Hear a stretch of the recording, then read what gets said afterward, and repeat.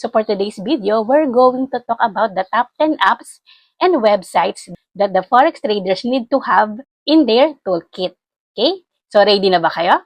Yan. So kahit newbie pa lang kayo or matagal-tagal na din kayo nagte-trade, for sure marami pa rin kayong mapupulot sa video na ito. And it will help your trading to the next level.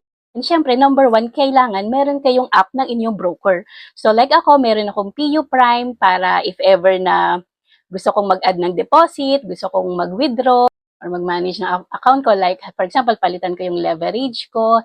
Syempre, very useful itong PU Prime na app. Okay? Second, syempre, ang MetaTrader 4 or MetaTrader 5. For me, dalawa yung ginagamit ko, MetaTrader 5 para sa aking manual account and yung MetaTrader 4 ko naman para sa aking EA na under din kay PU Prime. So, yung MetaTrader 4 and 5 ay pre-platform naman yan. So, ito yung screen ng MetaTrader 4. So, pwede nyo i-download yan sa PC nyo or sa laptop nyo or sa cellphone nyo. Ako sa cellphone ko, naka-download talaga sa akin. Doon kasi ako nagte-trade. Madali lang naman mag-navigate dyan sa MetaTrader. Very user-friendly yan. So, get to see the currency pairs. Actually, you can also do the analysis. Okay? Kasi meron din chart ang MetaTrader 5 and 4. Siyempre, pwede ka rin mag-insert ng rectangle.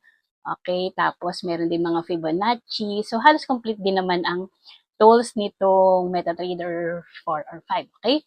So, dyan tayo nagpe-place ng ating buy or sell. Of course, pwede rin kayong mag-pending order. So, marami naman features ang MetaTrader. Ang third ay ang Trading View. Kasing Trading View, no, in my opinion, this is the ultimate charting platform with tools, technical analysis, multi-time frame charts, and syempre, it has a huge library of indicators. And of course, syempre, you can share your ideas with the community. Very important talaga to have the trading view kasi pwede kayong mag-backtest ng inyong strategy. Okay, so syempre, bago tayo sumabak sa live account, maganda na i-test muna or i-backtest muna natin ang ating strategy. And syempre, meron din akong forex hours. Okay, so nung newbie ako, very useful yan sa akin. Pero ngayon, dahil kabisado ko na din yung oras ng London, Asian Session, New York, so hindi ko na rin siya masyadong ginagamit. Pero gusto ko pa rin i-share sa inyo.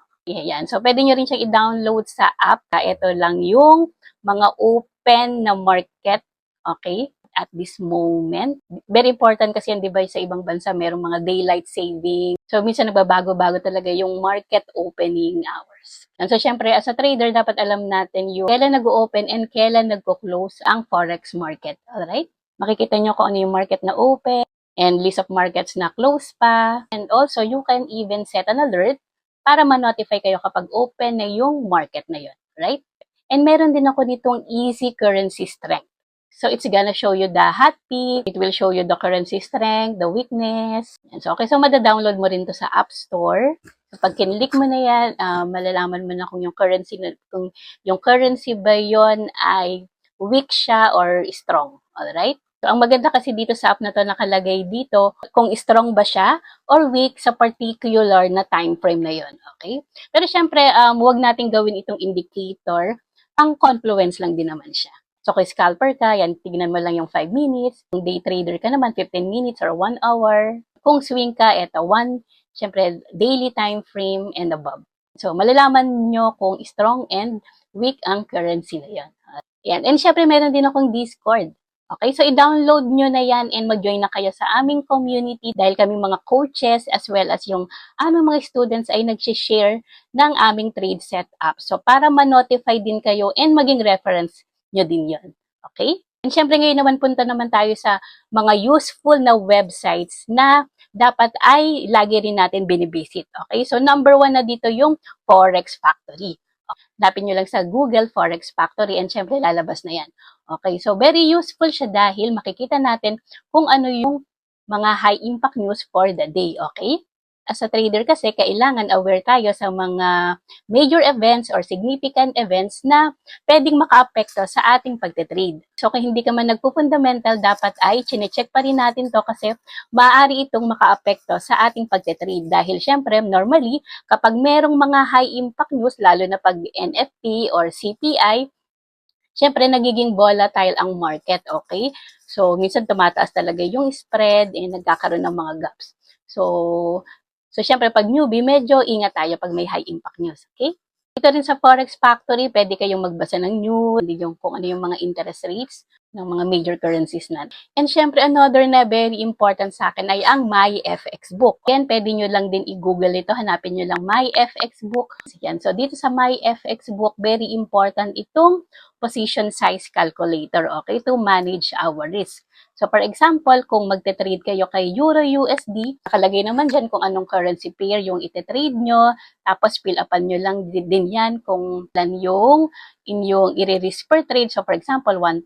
So, lagay nyo lang 1. And syempre, kung ilang number of pips ang isi-set nyo na stop loss, okay? Of course, for the detailed naman itong stop loss computation ay nasa modules naman namin. Kaya I hope ma-grab nyo rin yung opportunity kasi for only 3,500 complete na yung Forex course namin from basic, advanced technicals, may fundamentals din, and also yung mga skills mastery namin ay nandoon siya. Yung MyFX book, napaka-importante yan sa akin kasi parang I feel na ito yung accountability partner ko, okay? Kasi natatrack niya rin kung ano yung performance ko. Okay, so maganda i-link nyo rin yung account nyo dito para nalalaman nyo yung performance nyo. Another thing na makukuha dito sa MyFX book ay ang sentiment analysis. Yan. So ako kasi, isa sa mga kino-consider ko bago ako mag-trade ay dapat against the crowd ako. So for example, dito kay Euro USD, marami ang nagbabay. So syempre, maghahanap lang din ako ng sell opportunities. Okay? So pang confluence lang din yan. So syempre, i-check rin natin mabuti kung ano yung nasa trading plan natin. Okay? So currently naman ang Euro USD ay downtrend. So somehow, I feel na mataas ang aking probability dito sa trade na to if ever na magsasell ako. Okay? And last but not the least ay ang COT report. Ito naman medyo advanced na. And meron naman akong video tutorial about the COT report. Pwede nyo na lang siyang tignan. Okay. Dito kasi sa COT report, malalaman natin if bullish ba or bearish ang mga big institutions. And ayun lang, and I hope marami kayo natutunan sa video na ito. Bye-bye!